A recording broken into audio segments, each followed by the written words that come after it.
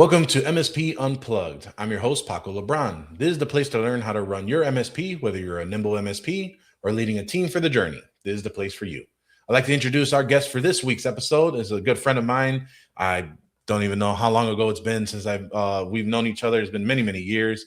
I am referring to Degly Mendez, CEO over at Avanzar IT Systems over at South Pasadena, California. Degly, how are you today? I'm doing well. How are you, man? Thanks for I, having you me. know, I I can't complain. I'm here living the dream over here at Prodigy Tech / MSP Owners Group. Everything is good to go. I think we just had a conversation about everything a couple weeks ago as well. Things are looking up. Things are looking up. How about yourself? How's everything going on your end? Good, good. It's been a good year so far. I mean, we've had uh, some issues here and there, but nothing that we can manage. So always I good. Yeah, and I hear that. and the good thing, well, not the good thing, but something very important about the ups and downs is that you just keep moving forward. And that's the attitude that I think many of us should have. So Yep. No, absolutely. No, I agree with you. Well, obviously, I appreciate you coming on the show. We did do this in ChannelCon in August. Unfortunately, the audio just did not make it to what I was hoping for. right. So appreciate you coming back out and really just talking to our audience here today. So, for IT pros who might not know your full story, right? Can you kind of give us a quick overview of your path to becoming a CEO at Avanzar IT Systems, your role over at GTIA's ISAO Advisory Council and Group, and then really, from all that, I think the biggest focus for me, and at least for the audience, is like, what drew you to focus heavily on cybersecurity and IT for the small and mid-sized businesses that you support? Well, oh my God, do we have enough time? Because it's a long story. I really, IT or engineering, whatever you might want to call it, was not in my path at all. I mean, I didn't, I didn't really think about it when I was younger, when I was going to school, when I was going to college. What I actually wanted to be was a doctor. I wanted to go into the medical field, and some things along the way happened that altered that decision. Some family uh, illnesses that happened that altered my decision to continue pursuing, a medical career. And I always tell people that I got into IT as as a way of necessity because at the time I didn't know what to do.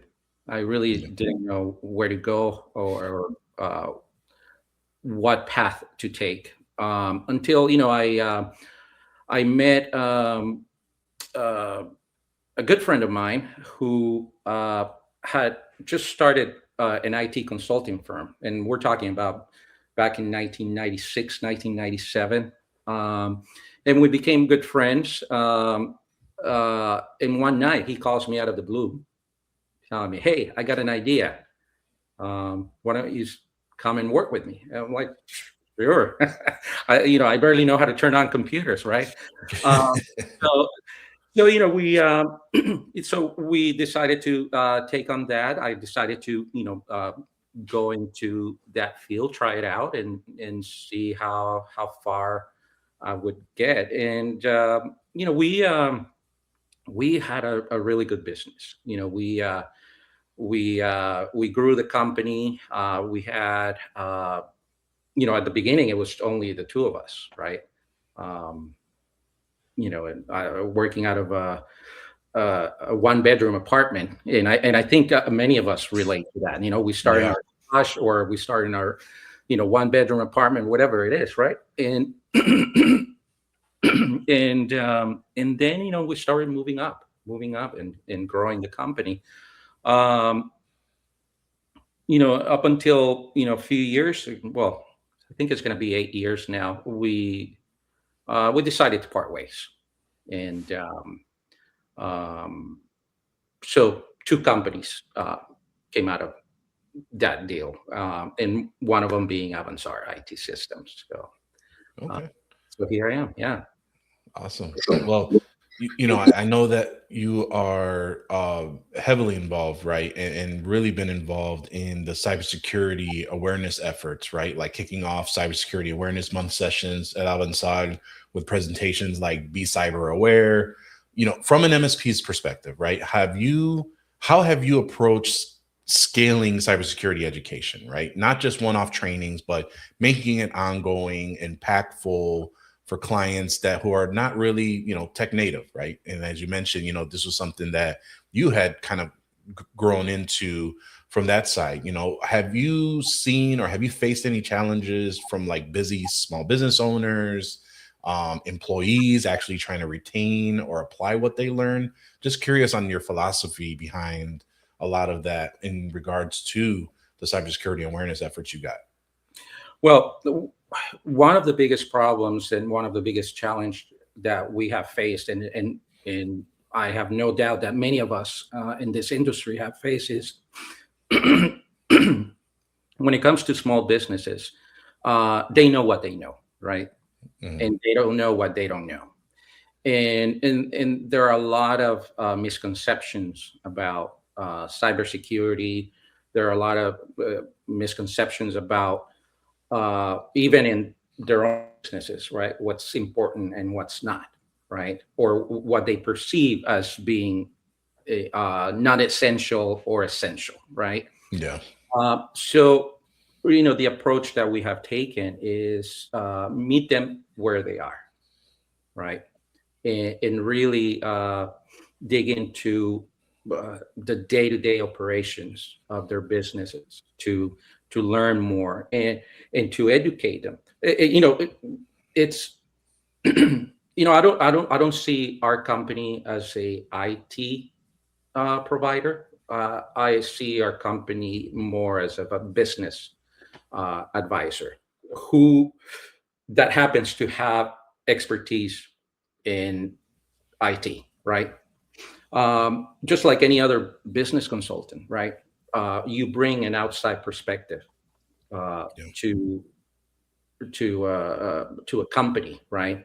Yeah. Uh, and and you bring an immense amount of knowledge, right? Because we're dealing with different companies, different clients. Whether we have a vertical or we serve many different industries, clients that are in different industries. That knowledge that we bring, that we have gained over the years, it's essential to uh, advise small business owners on how to improve their operations, how to improve efficiency and productivity, and and going back to cybersecurity is the same thing, right? Yeah. Educating and again meet them where they are and start that journey, right? Yeah. Um, I've seen many times when um, and we're guilty of this, where we come in and say, oh, this is how it is and this is how it's going to be done, no ifs or buts, right? Yeah. We can't really take that rigid approach. We have to be flexible, and again, it's a journey, right? And throughout that journey, there are a lot of factors that are going to play into the outcome, right? Yeah. um, so again, we're flexible now. We, again, meet them where they are and start educating little by little. um, Yeah, it's amazing on how, at least for, and I don't know if you experienced this as well, where our clients, we will go through this education process, security awareness training, mhm. hey, what's going out there? And it really doesn't hit them until they see it in the media or they see it on social or on the socials or whatever the case may be, right? And it's some astronomical issue or situation or thing that happened, and now it's like, hey, did this happen to us? What can we do to prevent this, etc.? And then you have that conversation, you dive into even more in detail of how do you move forward, right? And so, for us, it's always been interesting where we just try to get them to a same level so that we can build on top of that, right? And Yeah. so I know that obviously with you, a common theme in your work seems to be education on a foundational defense, right? How do you scale that education across your client base, whether that's through webinars, tools? Do you have any type of platforms that gamify those scenarios or something else, while keeping it practical, right? Because obviously we're trying to give them pieces so that it's not overwhelming. So I'm just curious on what have you used to help you through that education piece for your clients? It's funny that we bring that up because for many years now we have automated cyber awareness training, right? Um, but in the last couple of years, the last few years, we have seen uh, a trend that we have noticed that people have become numb to it, right? To that automated cyber awareness training, where they get phishing test emails. They get lessons. They just go through it Yeah. without paying attention to anything. So uh, what we have decided, we started doing this last year actually. We decided to go back to in-person cyber awareness training. Okay. Uh, it's not as efficient as an automated system, or using tools that allow for that, but it's more meaningful and Yeah. it's more impactful, because of now you have people's attention, right? Even we're even trying to stay away from doing uh online, like through a Zoom meeting, right? Yeah. Because again, a lot of things are happening around you. People you know are doing work where they're listening to our to what we're saying, right? So there's no their full attention is not on it, right? Yeah.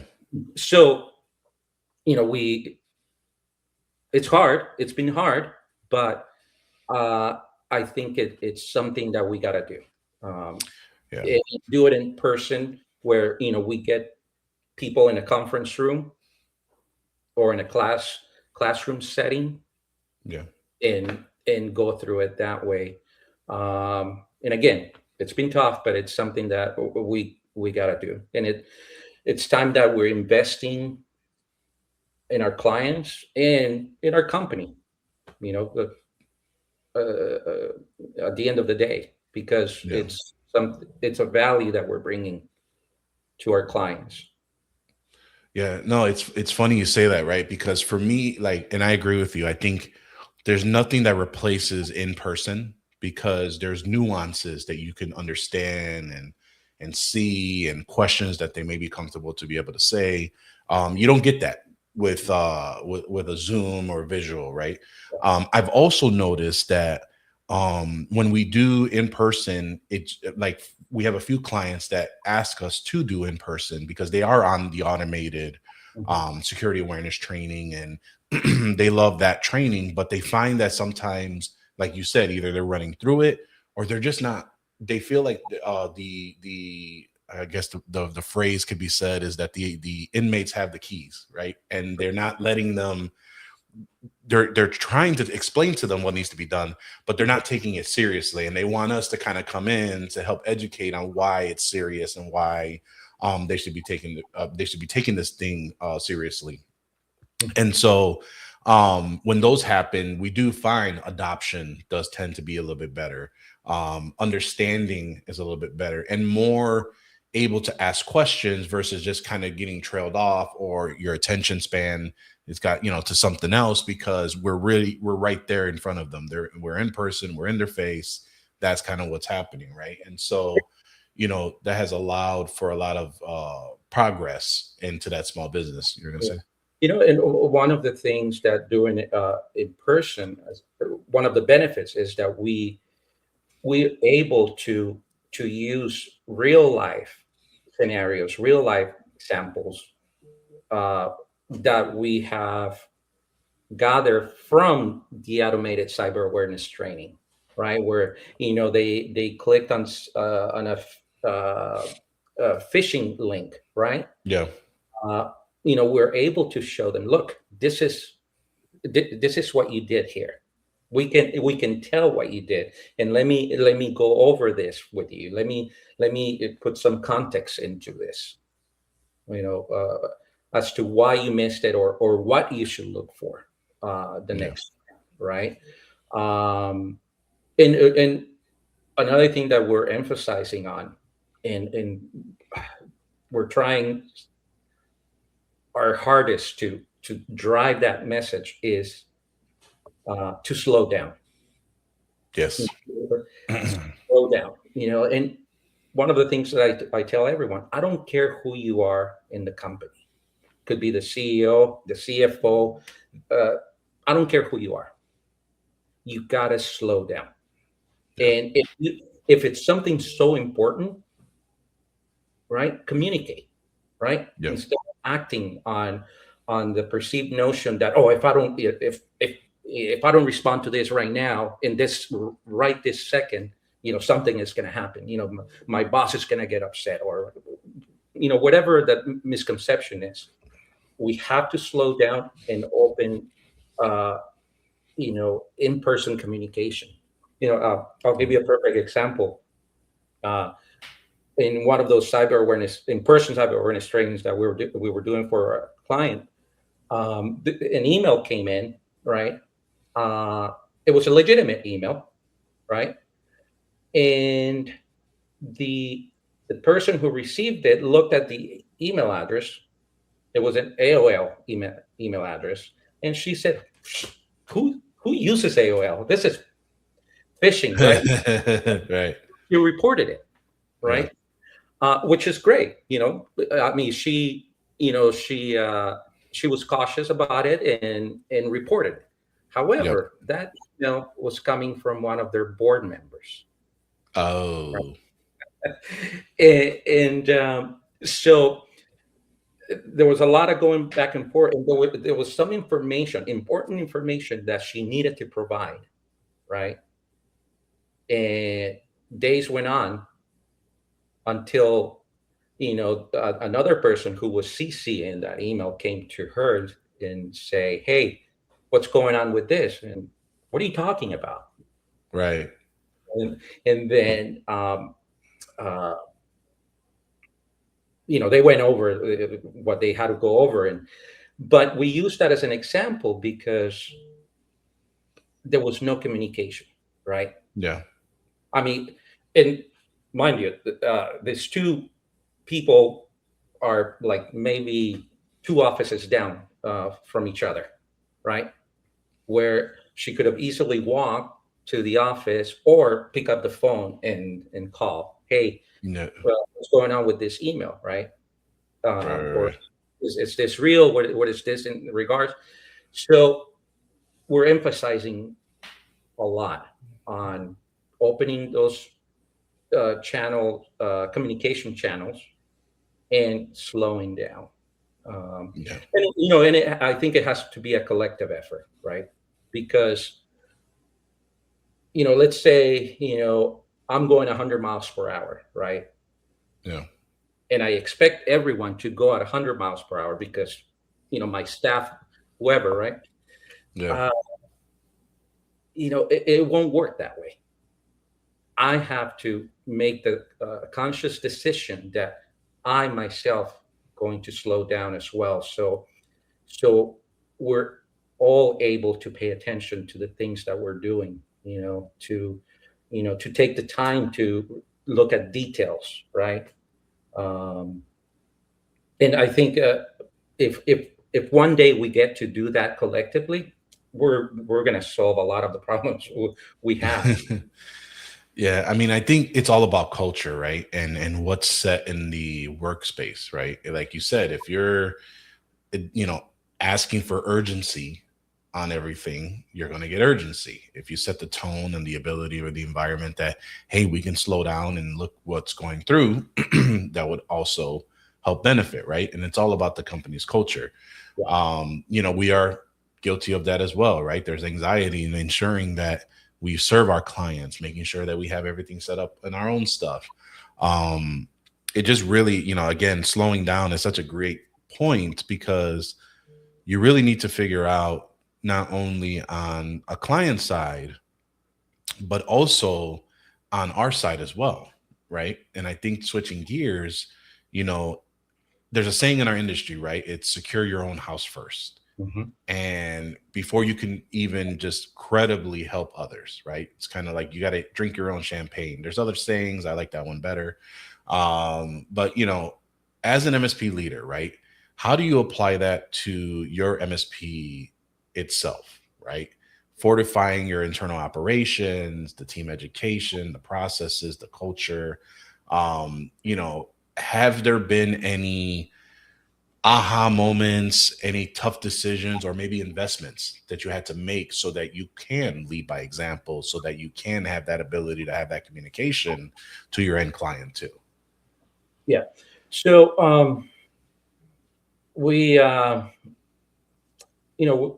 we are not perfect, right? And unfortunately, cybersecurity is not a set it and forget it type of thing, right? Right.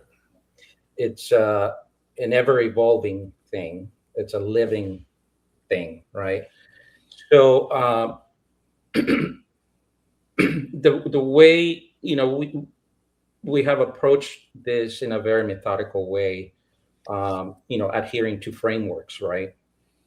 Like CIS, um, and really taking the time to assess what are the things that we do, and if and also, and when it comes to investments, right? Yeah. That's another thing that I really uh, pay attention to, because we're a small business too, and we don't have tons of money to just throw around, right? True.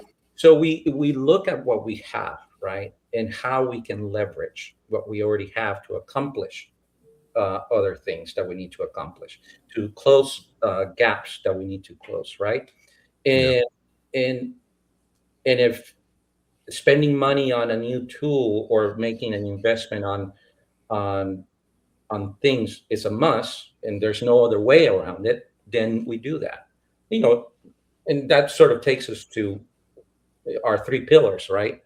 Right. People, process, and technology. Technology, the tools are the last thing on that, the last, the third pillar, right? So again, it's about education, educating ourselves, right? Being Now, being up to date with what's going on in our industry, and also, or everywhere else, right? Because we can also learn from other industries. well, and I wanted to double click on that, right? Because you just said something very piece on there, and we've talked about it internally, right? But have you specifically seen something that is a common thing that happens with MSPs in regards to internal fortification, tool sprawl, basically something where you see a consistent dropping of the ball? And what is that? How should they be looking at that a little bit differently from all the time now, and especially with the work that you're doing over at the ISAO at GTIA? Have you seen something that MSPs continue to keep doing now that either may even just drive you up the wall, that you hope that in this episode you tell them right now, hey, quit the sugar honey iced tea? Yeah. Well, I think we're getting a little better now, but and you mentioned it, tools. You know, Yeah. we we rely so much on tools that, in my personal opinion, I think if we have too many to manage, to deal with, it it hinders our our progress, right? And it hinders our um, our ability to actually learn more to a degree, where because we're humans and we're not perfect. We may fall under the assumption that, oh, I have this tool in place, it's all good. And in reality, it's not, right? Yeah. So awareness of the resources that are out there, it's a big problem too. The lack of awareness, rather, Yeah. it's a problem. No, that Um, makes sense. you mentioned the GTIA ISAO. Yeah. Uh, Yep. one of our initiatives this year is to improve the awareness of that program at GTIA. I mean, we have tremendous amount of resources uh, that our members can use, right? Mhm. And they're basically free resources. I mean, you pay for your yearly membership, but it's cents on the dollar for what you're getting, right? Yeah. But again, we have noticed that a lot of members don't know that. A lot of people, a lot of companies don't know about the resources that we have, right? That can be utilized to run our business, to improve our businesses, and in turn provide better services to our clients, right? So yes, we're one of our big initiatives is to bring that awareness, improve that awareness, uh, and make sure that information that we provide is provided in a timely manner. You know, Gotcha. for instance, we have the forums, right, in the ISAO forum and the cybersecurity forum. Mhm. Many times those everything that's posted there, all the threat intelligence that is posted there, never makes it to people's inboxes, and if they do, um, people fail to see them. So that's another initiative that we're working on, uh, trying to improve the way communication is being shared, whether it's through improving the forum that we have now, or acquiring new platforms where we can provide timely information to the people in general and to companies in general. So why don't we go into an example of that, right? Because obviously there's a lot of people that may not see the value or may not understand that. Because obviously your work with GTIA and your involvement, you know, you've probably touched on and seen emerging tools and threats, right? By being able to have this information, you know, can you say anything where or something you've done where how you've evolved your either your cybersecurity education programs for clients or internally, or even a change that you made to maybe fortify the house against a next gen challenge because you had seen or read through something and now there's something new that you decided to adopt because or maybe even change because of what you're seeing as a consistent basis with this information from the ISO. So a good example that I can give you is, for instance, if there are a lot of groups out there, a lot of Signal and Discord groups out there, right, where a Hmm. lot of communication is going back and forth, right? Yeah. Uh, let's say we're part of one of those groups, right? And you come in and post something. Hey, I'm seeing uh, increased activity on you know this type of phishing email, right? Uh, that's probably targeting one of your industries, right? One of your clients' industries. Yeah.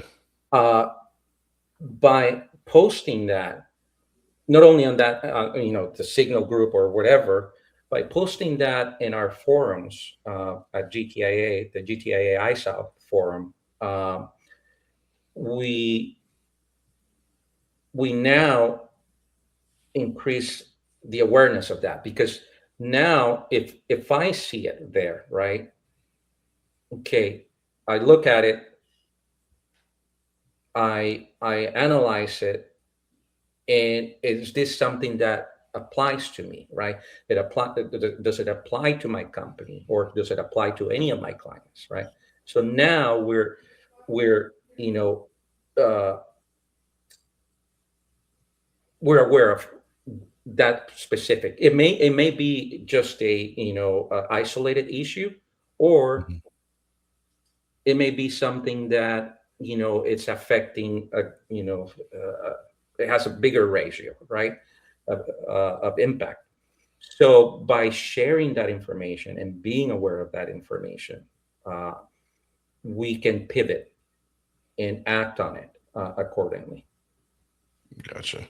Yeah, no, I mean, I think that for all those that are fellow MSP owners that are listening, cybersecurity professionals, um, it's a big piece to try and understand that you have an ability to have a lot of resources, right? And you have the ability of understanding certain things to make these type of changes, and have peers and have the ability to not only just for yourself internally, but for your external ICP, ideal client positioning. And so, for you, Degly, my question for you on that side, right, is like there's so much education, right, that and different sources, right? We've gone through one of them. What is your best advice for scaling cybersecurity education in a resource constrained environment? Meaning, like, how do you do this without burning out your team or overwhelming your clients, right? Because there's just so much that's out there. How is there something that you would say for an MSP? Hey, here's how I would start, or I would just do to better understand, and then kind of gravitate to where you feel the best on, or where that information you're going to attract the most to be able to improve your operations. Mhm. um, Learn and attach yourself to, or not, well, your company to a framework. For instance, the CIS framework, because that gives you the guidance. The it's a good starting point, right? And along those lines, at GTIA, we have the cybersecurity trust mark. Mm, That um, it's a combination of different frameworks. Most of it is CIS controls, and starting your path on getting comfortable, getting learning and applying those controls, right, um, will take you really far. And again, and it's not something that you gotta do all at once. It takes time, takes a lot of effort. So taking one thing at a time is just as good as taking on many controls at a time. But the important thing is that you get started on it, right? yeah. And again, and it's something that you don't have to do by tomorrow or complete it by tomorrow. It's Right. as we said earlier, it's a journey, right? Yeah. That it's gonna a never ending journey. That is for sure. It is a never ending journey. And and just stay aware of what's going on out there. Subscribe to different publications, different cybersecurity publications, whether they relate to our industry, the MSP industry, or or corporate, right? Yeah. Uh, Learning and staying aware of what's going on out there can give you a head start on a lot of the things that may come down the pipeline, right? Yeah. No, that makes sense. Um, so Degly, obviously you and I can keep talking throughout on that side, right? But I want to round out this episode with what we're doing recently is the rapid fire for the tech crowd, right? I'm going to ask you 3 questions, and first thing that pops in your head, that's what I'm hoping to drive that value to the audience. And the first one is like, what's one underrated resource or habit that's helped you scale your education efforts? Oh, shoot.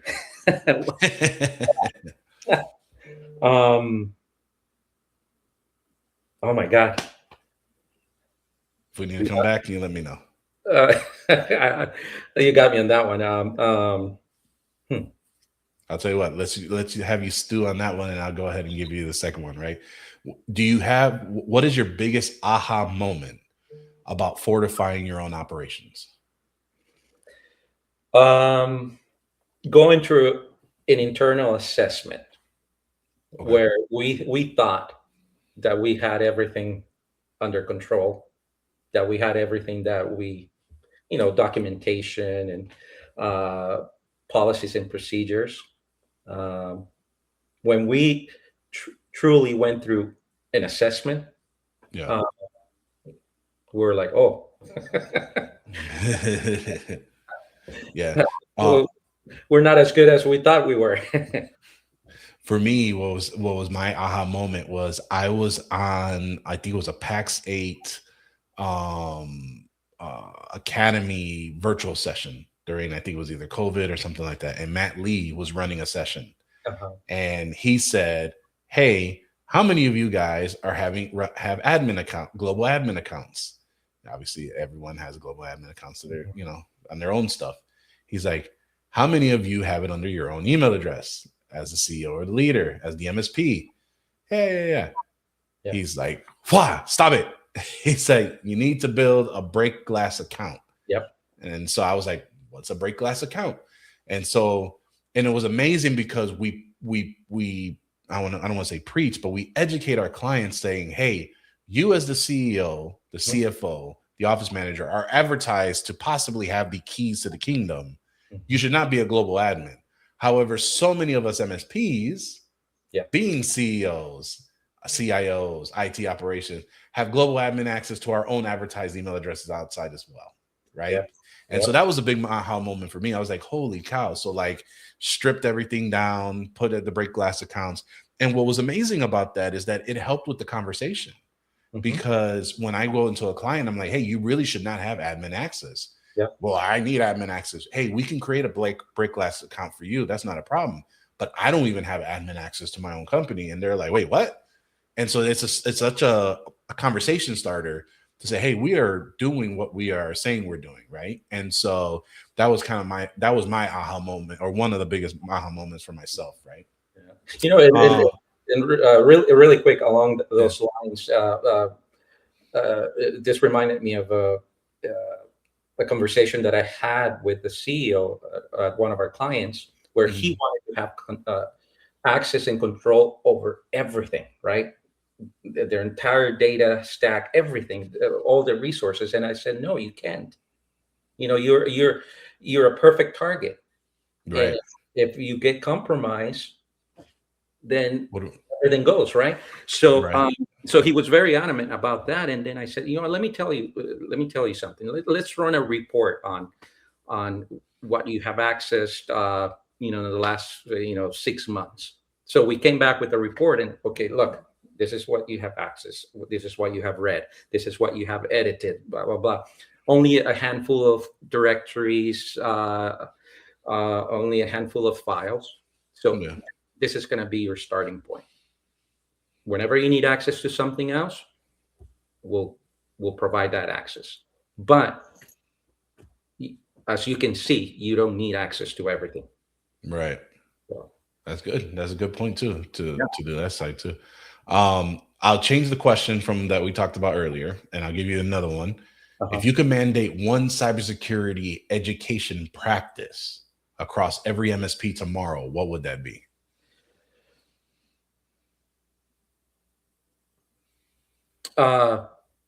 Slow down and really pay attention to details. Details do matter. That was a conversation I had just yesterday. in regards to a speaking session I'm doing in April. Details do matter. So, Degly, I really appreciate you coming on here. We always have a great time talking to each other. If there's anyone who's listening here who wants to reach out to you, learn more about yourself, maybe even about GTIA, what's the best way for them to reach out to you? People can find me on LinkedIn.